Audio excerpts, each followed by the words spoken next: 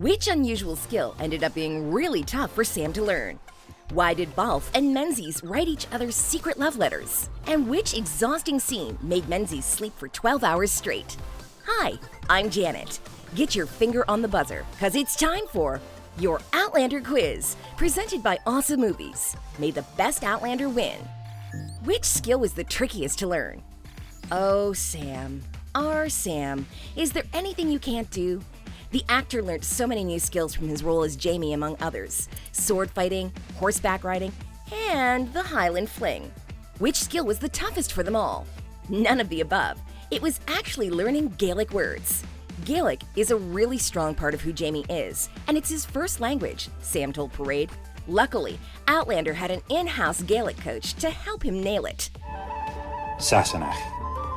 Next, did Sam really operate printing presses? Even though Gaelic was the hardest skill to learn, there was one more quite surprising skill Sam had to learn. You see, to get Jamie's print shop perfectly believable, the set had to be designed masterfully. This included 2 working printing presses. As showrunner Matthew B. Roberts confirmed, the actor actually learned this age-old craft. Now that's super impressive. Moving on. What are the best hidden set secrets? If you look really closely at the print shop set, you'll notice similarities with that Season 2 episode when Claire visited Master Raymond at his Paris apothecary. Oh, and yet another repurposed set is Claire and Frank's Boston home, which doubled up as Claire and Jamie's Paris apartment. Ooh, want to squeeze in a bonus question? What other shows used Outlander's Castle Leach? It's none other than Winterfell in Game of Thrones, and it also featured in Monty Python and the Holy Grail. Next, what was wrong with Sam's casting photos? Author Diana initially had her doubts about Sam as the lead because she thought his photos looked grotesque. Frankly, I thought he looked bizarre, she wrote on her website of the initial reaction. But within 5 seconds of watching his audition tape, Sam Heughan was gone, and it was Jamie Fraser right there in front of her. On that note, how long did it take to cast Caitriona Balfe? Was it as quick and easy to find the perfect Claire? No. In fact, it took 4 months, and by that time, the production team was starting to sweat because it was just too close to the start of filming for their comfort. And if that surprised you, then did you know that Caitriona submitted a selfie audition that she made on her phone? 3 days later, Balfe had packed up her LA life into storage and was in Glasgow to start filming. Now that's what we call cutting it close. Right. Next. Whose makeup takes the longest? Is it Sam? Or maybe Kat? Is that your final answer? Well, we're here to tell you that Sam spends the most time in the makeup chair. He told Design Trend, "It's ridiculous. I'll get into makeup at 4 a.m. and be there until 8 or 9 a.m. You have to be standing for most of it." What? Standing? That's hectic. The reason it takes so long is, of course, to create his back scars, which we often saw in the earlier seasons. In more recent seasons, his scars aren't shown that often, so he could at least be seated and take naps while they age him. Now for a tricky one. Why did Claire and Jamie marry twice? To keep Claire out of the British hands in Season 1, she had to wed Jamie, making her Scottish by marriage. Not everyone knows that the production team actually filmed 2 versions of Claire and Jamie's famous wedding day, though. Yeah, showrunner Roberts told Parade that it was oddly enough something they filmed twice. "We did it once, and then we realized we needed a bigger, more romantic wedding, so we filmed it again." Ready for another round? How long did it take to shoot the wedding night? About Claire and Jamie's iconic wedding night scene. Do you want to phone a friend? The answer is 5 days. As director Anna Forrester told Marie Claire, they choreographed every movement for the scene. The actors felt comfortable. They knew where to move, which direction to fall on the bed, how their hair was falling so I could capture it. It's very technical. Whoa, 5 days for a single scene? It just shows all the hard work done behind the scenes.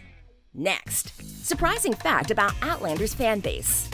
Right, we'll broadly classify Outlander as a time travel romance with lots of action thrown in, and of course a strong female lead. Plus, what makes it stand out is its refreshing female-centric gaze in its intimate scenes. Considering that, some would guess it would have a predominantly female audience, but the truth is quite different. Sam told Elle that something like 50% of the audience in the US are men. The show wasn't made specifically for women. I think there's something in it for every guy. There's a lot more graphic scenes and violence. It's not just intimate scenes. Moving on to, why did Menzies and Balfe write secret love letters for their love scenes? Still on the topic of Outlander's romantic scenes, Caitriona and Tobias had barely met before they had to get their kilt off and their lovemaking on. Naturally, this was a bit awkward for both of them, so they wrote each other love letters, in character, before filming the intimate scenes. They said the letters helped them feel less awkward around a full camera crew. Break time! We just reached the halfway mark. How are you doing so far? Take a deep breath and let's continue. What's Diana's term for unplanned characters? Only superfans will know this one. Mushroom is the author's word for characters she doesn't plan. I have no idea where they come from. They just pop up out of nowhere, and they walk off with any scene that they're in, she told Parade. Which characters were mushrooms then, you ask? Well, Lord John, the English soldier who popped up and tried to slit Jamie's throat, as well as Galus Duncan, Master Raymond, and Fergus. What? Fergus too? We learn something new every day. Next, why did it take ages to get Outlander onto the small screen? The first book in the series of Outlander novels was already published in 1991. In other words, it took really long before it was adopted for TV. Do you know the inside story? Let's tell you. Firstly, Diana's books were optioned as a movie 4 times before producer Ronald D offered to make it a TV series. But he was the first one she was willing to work with. This is the first thing I've ever read, based on my work, that didn't make me turn white or burst into flames, she said of Moore's pilot script for the show. On that topic, what does Dragonfly in amber mean? Have you ever wondered what Diana's train of thought was when she was writing Dragonfly in amber? With such an accomplished author, nothing is just random, and it's the same here. It symbolizes Jamie and Claire's marriage, the author said. It is a metaphor for something of great beauty that is preserved and exists out of its proper time. Right. Next. From which other series did Outlander borrow ships? Anyone? Oh, there's a buzzer going off. Here's the answer. In Season 3, when Jamie and Claire set sail, the STARZ series Black Sails lent Outlander their ships they were using. Sam revealed those ships were actually on dry land. They've got wheels, and they drive around. So we're outside Cape Town, and it's very hot, and we're dressed in these thick clothes. We all struggled with the heat, being from Scotland. Moving on to, how did the show's costumes get a culinary makeover? Right. So we all know that Outlander's costumes are really accurate and true to the times. To make them look worn in, you won't believe which lengths the crew goes to. They use things like cheese graters, pumice stones, and blowtorches to give the clothing items that second-hand look. Hell, once they even used a cement mixer for good measure. Next up, what other filming locations were considered? Did you know that Outlander nearly wasn't filmed in Scotland? Before showrunner Moore convinced STARZ of Scotland, Eastern Europe and New Zealand were considered. Whoa, how interesting. On that note, what is real on the show and what is not? Can you distinguish between what is real and what is fake? Let's see how you fare. In the Season 4 episode, Providence, Roger had to watch as a Cherokee woman threw herself onto the flames. Real or not? Real. According to the executive producer, Roberts, the actress was a stunt woman in protective fire clothing and lathered in protective gel. Now that's true dedication. Are the foods you see real or fake? Real. Outlander doesn't use prop food. Every meal you see on the show is the real deal. Now, when Jack Black nailed Jamie's hand onto the table, was that real? Yes! Sam had to let his hand heal for about 2 months after that. Can you believe that? No, of course not. We're just teasing you. Of course the scene required a prosthetic hand.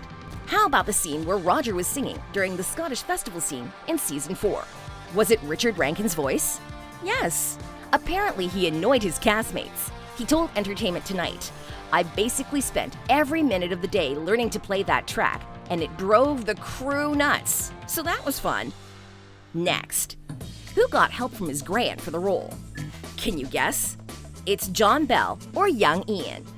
Once he heard he landed the role, he went straight to the wiki page to find out as much as quickly as possible. I got the books. I got my mom to start reading the books. And I got my gran to start reading the books. We'd all get together in a little book club and discuss, Belle told Marie Claire. So sweet. Talking about sweet things, who are the Outlander bakers and what do they do? It's not a secret that this show has quite a few committed mega fans. The Outlander bakers are a group of Scottish fans who track down the cast on set to deliver them baked goods. Bet you didn't know that one. Or did you? Ooh, and which change was made to the opening song? You know by now the familiar opening credits. Well, they used the tune and lyrics from a famous Scottish song, the Skyboat Song.